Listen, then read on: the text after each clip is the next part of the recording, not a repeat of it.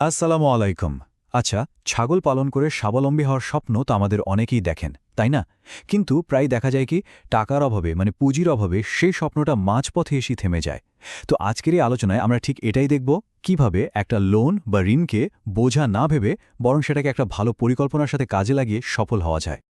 এই যে স্ক্রিনে প্রশ্নটা দেখছেন, পুঁজি সংকটে খামার কি থেমে আছে? এটা কিন্তু শুধু একটা লেখা না, এটা আমাদের বাংলাদেশ আর পশ্চিমবঙ্গের হাজার হাজার খামারির মনের কথা। সবারই তো ইচ্ছা থাকে খামারটা আরেকটু বড় করি, আরও কিছু ভালো ছাগল কিনি, কিন্তু ওই যে পুঁজির অভাব, সব পরিকল্পনা যেন দেয়ালে আটকে যায়। এটা খুবই সাধারণ একটা সমস্যা, কিন্তু ভীষণ হতাশাজনক। চলুন আজ এই বাস্তবতাকে বদলানোর একটা পথ খোঁজা যাক। তো চলুন আর একদম দেরি না করে শুরু করা যাক। আজকে আমরা পুরো ব্যাপারটা ধাপে ধাপে বুঝব। প্রথমে দেখব আসল বাস্তবতাটা কি, তারপর খুঁজব লোকসানটা ঠিক কেন হয়, এরপরে আসবে বিজ্ঞানসম্মত সমাধান, আর সবশেষে থাকছে লাভে যাওয়ার জন্য একদম সহজ 5টা ধাপ। সাথে তো কিছু জরুরি পরামর্শ থাকছেই। আচ্ছা, তাহলে আমাদের প্রথম পর্ব। এখানে আমরা কোনো বড় বড় কথা বা তত্ত্ব নিয়ে আলোচনা করব না, একদম সরাসরি মাঠে নামব। খামারিরা রোজকার জীবনে যে সমস্যাগুলোর মুখোমুখি হন সেগুলো নিয়ে কথা বলবো। কারণটা খুব সহজ, যে কোনো সমস্যার সমাধান করতে হলে আগে সমস্যাটাকে তো ঠিকমতো চিনতে হবে, তাই না? দেখুন, সমস্যাটা কিন্তু শুধু টাকা নেই এখানেই শেষ না, এর সাথে আরও অনেক কিছু জড়িয়ে আছে। যেমন ধরুন, সরকারি লোন নিয়ে আমাদের মধ্যে কত ভুল ধারণা, সঠিক তথ্যের অভাব, আবার অনেকে কষ্ট করে লোন জোগাড় করার পর দ্বিধায় পড়ে যান। টাকাটা দিয়ে কি দামি খাবার কিনব, নাকি ছাগলের স্বাস্থ্যের পেছনে খরচ করব? এই যে ঠিক সময় সঠিক সিদ্ধান্ত নিতে না পারা, এই ভুল পরিকল্পনার জন্যই কিন্তু ব্ল্যাক বেঙ্গলের মতো এত ভালো একটা জাত থাকার পরেও বহু খামার লাভের মুখ দেখতে পায় না। সমস্যাগুলো তো আমরা চিনলাম, কিন্তু আসল প্রশ্নটা হলো এই সমস্যাগুলো হয় কেন? এইবার আমরা রোগের লক্ষণ না দেখে একদম গোড়ায় যাব। কারণটা একবার ধরতে পারলেই দেখবেন সমাধানটা কত সহজ হয়ে যায়। একটা জিনিস আমাদের খুব পরিষ্কার করে বুঝতে হবে, খামারে যে বড় লোকসান হয় সেটা কিন্তু সাধারণত একটা মাত্র ভুলের জন্য হয় না। এটা আসলে 3টা আলাদা আলাদা জায়গার ছোট ছোট অনেকগুলো ভুলের যোগফল, যা একসাথে হয়ে একটা বড় ক্ষতি করে ফেলে। প্রথম আর সবচেয়ে বড় ভুলটা হয় টাকা পয়সার হিসাবে। অনেকেই তো লোনের কাগজপত্র বা জামানত দেওয়ার ভয়ে পিছিয়ে যান। আবার যারা সাহস করে লোন নেন, তাদের মধ্যেও অনেকে শর্তগুলো ঠিকমতো না জেনেই টাকাটা নিয়ে ফেলেন, আর তারপর হঠাৎ করে যখন কোনো বড় খরচ এসে পড়ে, তার জন্য কোনো প্রস্তুতিই থাকে না। দ্বিতীয় ভুলটা হলো ব্যবস্থাপনার। লোনের টাকা হাতে এলেই অনেকে কি করেন, অবৈজ্ঞানিক পদ্ধতিতে একটা ঘর বানিয়ে ফেলেন, যেখানে আলো বাতাস ঢোকে না, খাবারের কোনো ঠিক ঠিকানা নেই, যখন যা পারছেন খাওয়াচ্ছেন। আর সবচেয়ে অবহেলার শিকার হয় কোন জিনিসটা জানেন? সময় মতো ভ্যাকসিন দেওয়া বা কৃমির ওষুধ খাওয়ানো। এই ছোট ছোট ভুলগুলি কিন্তু লাভের পথটা একেবারে বন্ধ করে দেয়। আর 3 নম্বর কারণটা, সত্যি বলতে এটা সবচেয়ে গুরুত্বপূর্ণ, কারণ এটা আমাদের নিজেদের মানসিকতার সাথে জড়িত। যেমন ধৈর্য না ধরে রাতারাতি লাভ করার চিন্তা করা, কোনো ট্রেনিং বা প্রশিক্ষণ ছাড়াই হুট করে খামারের আকার বড় করে ফেলা, আর সবশেষে বিক্রির সময় দালালের উপর পুরোপুরি নির্ভর করা। এই ভুলগুলো আমাদের সব পরিশ্রমের ফল অন্যের হাতে তুলে দেয়। অনেক তো সমস্যার কথা হলো, চলুন এইবার সমাধানের দিকে যাওয়া যাক। এই অংশে আমরা দেখব একটা সঠিক আর বিজ্ঞানসম্মত পরিকল্পনা কিভাবে একটা ঋণকে ঝুঁকি থেকে সম্পদে পরিণত করে।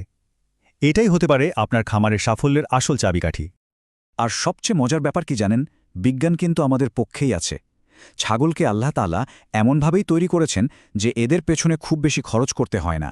এরা কিন্তু দামি খাবারের চেয়ে ঝোপঝাড়ের লতাপাতা খেয়েই দিব্যি বেড়ে ওঠে। বিশেষ করে আমাদের ব্ল্যাক বেঙ্গল ছাগল, এরা তো একবারে 2-3টা করে বাচ্চা দেয়। মানে আপনার খামার প্রাকৃতিকভাবেই বাড়তে থাকে। আমাদের কাজ শুধু এই প্রাকৃতিক সুবিধার ঠিকঠাক ব্যবহার করা।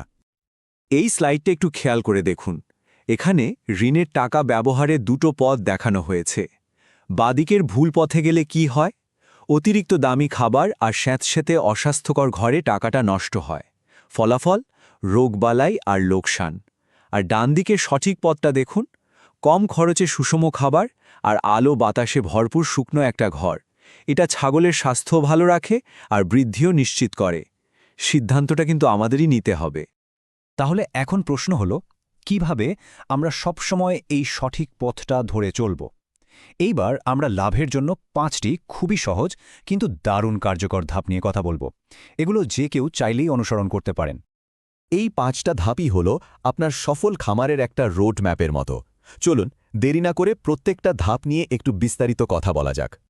প্রথম দুটো ধাপ হল পরিকল্পনা আর খরচের অগ্রাধিকার ঠিক করা। এর মানে হল লোন নেওয়ার আগেই আপনাকে ঠিক করে ফেলতে হবে আপনার খামারে কটা ছাগল থাকবে আর আগামী 6 থেকে 9 মাসের খরচের একটা হিসাব করে ফেলতে হবে। আর টাকা হাতে এলে খরচের ক্রমটা হবে এরকম: 1 নম্বরে শুকনো আর আলো বাতাসযুক্ত একটা ঘর, 2 নম্বরে ছাগলের স্বাস্থ্য মানে ভ্যাকসিন আর কৃমির ওষুধ, আর 3 নম্বরে স্থানীয়ভাবে পাওয়া যায় এমন কম দামি খাবার। এবার আসি খাবারের কথায়। দেখুন, বাজারের দামি খাবারের পেছনে ছোটার কোনোই দরকার নেই। এখানে একটা কম খরচের কিন্তু খুব পুষ্টিকর খাবারের ফর্মুলা দেওয়া আছে, যা আমাদের হাতের কাছের জিনিস দিয়েই বানানো সম্ভব। যেমন ধরুন, ধানের কুড়ার সাথে অল্প পরিমাণে সরিষার খোল আর আঁশের জন্য শুকনো কলা বা কাঁঠালের পাতা, লবণ আর মিনারেল মিক্স তো লাগবেই। বিশ্বাস করুন, এই সাধারণ ফর্মুলাটা আপনার খাবারের খরচ প্রায় অর্ধেকে নামিয়ে আনতে পারে। আর আমাদের শেষ দুটো ধাপ হল স্বাস্থ্য আর বাজার। স্বাস্থ্যের জন্য খুব সাধারণ কিন্তু কঠোর নিয়ম মানতে হবে, যেমন বছরে একবার পিপিআর ভ্যাকসিন আর 3-4 মাস পরপর কৃমিনাশক। এটা আপনার খামারকে বড় ধরনের বিপদ থেকে বাঁচিয়ে দেবে। আর বাজারটা বুঝতে হবে, যেমন কোরবানির ঈদকে টার্গেট করে ছাগল প্রস্তুত করা, ওজনে বিক্রি করা, আর পারলে দালালের বদলে সরাসরি ক্রেতার সাথে যোগাযোগ করা। এতে আপনার পরিশ্রমের সঠিক মূল্যটা আপনি পাবেন। তো আমাদের হাতে এখন একটা পূর্ণাঙ্গ পরিকল্পনা চলে এসেছে। চলুন একদম শেষ পর্বে আমরা জেনে নিই এই পথে চলতে গেলে আপনারা কোথা থেকে সাহায্য পেতে পারেন। আর আমার পক্ষ থেকে একটা শেষ কথা। একটা কথা সবসময় মনে রাখবেন, এই পথে আপনাকে একা চলতে হবে না। সরকারিভাবেও কিন্তু সাহায্যের ব্যবস্থা আছে। আপনার এলাকার প্রাণী সম্পদ অফিসে গিয়ে খোঁজ নিন বর্তমানে কি লোন বা ভর্তুকির স্কিম চালু আছে। সঠিক তথ্যই কিন্তু আপনার সবচেয়ে বড় শক্তি। আর আমাদের আজকের পুরো আলোচনার মূল ভিত্তি হল এই কথাটি। আল্লাহ সুবহানাহু ওয়া তাআলা পবিত্র কোরআনে বলেছেন, আর পরিমিত ব্যয়কারীরাই সফল। এর মানে হল, যখন আমরা কোনো কিছুতে সীমা লঙ্ঘন না করে পরিমিতভাবে এবং দায়িত্বের সাথে আমাদের সম্পদ খরচ করি, তখনই সেই কাজে আল্লাহর রহমত আর বরকত থাকে। তাহলে শেষ কথা এটাই, একটা লোন আপনার জন্য বোঝা হবে নাকি আশীর্বাদ হবে, সেটা পুরোপুরি নির্ভর করছে আপনার পরিকল্পনার উপর। যখন একটা লোনের সাথে বিজ্ঞানসম্মত ব্যবস্থাপনা আর দায়িত্ববোধ যোগ হয়, তখন সেটা আর বোঝা থাকে না, বরং সেটা আপনার স্বপ্নের খামারের দরজা খোলার চাবিতে পরিণত হয়। আপনাদের সবার জন্য অনেক অনেক শুভকামনা। আসসালামু আলাইকুম।